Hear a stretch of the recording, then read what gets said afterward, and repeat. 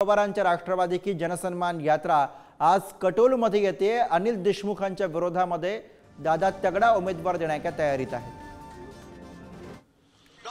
Live दृश्य आपण बघतो आहोत। नागपूरमधनं कटोलमध्ये अजित पवार यांची जनसन्मान यात्रा आता पोहोचलेली आहे आणि तिकडची ही लाईव्ह दृश्य आपण बघतो। प्रफुल्ल पटेल आपल्याला या दृश्यांमध्ये दिसतात, त्यासोबतच अजित पवार या दृश्यांमध्ये दिसतात। यात्रा आता या ठिकाणी पोहोचलेली आहे। कटोल अनिल देशमुखांच्या विरोधात कटोलमध्ये कसा संघर्ष आता दोन्ही राष्ट्रवादीमध्ये होणार याची उत्सुकता सगळ्यांना लागलेली आहे, कारण अनिल देशमुखांच्या विरोधात दादा तगडा उमेदवार देण्याच्या तयारीमध्ये आहेत असं बोललं जाते।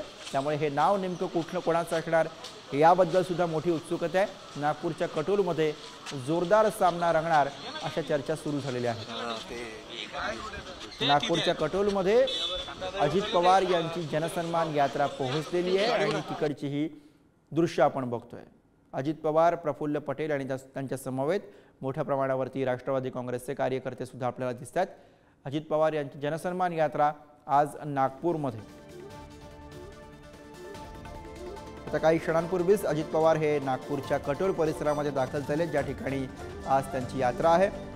कटोलमध्ये अनिल देशमुख यांच्या विरुद्ध आता कसा संघर्ष उभा राहतो, दोन राष्ट्रवादींमध्ये विधानसभेच्या निवडणुकीच्या पार्श्वभूमीवरती कसा संघर्ष या ठिकाणी दिसतो हे पाहणं महत्त्वाचं असणार आहे, कारण अजित पवार हे अनिल देशमुख यांच्या विरोधामध्ये तगडा उमेदवार देण्याच्या तयारीमध्ये आहेत असं बोललं जाते। त्यामुळे हे नाव नेमकं कोणाचं असणार, कोणाच्या नावाची घोषणा दादा करणार याच्याकडेही लक्ष।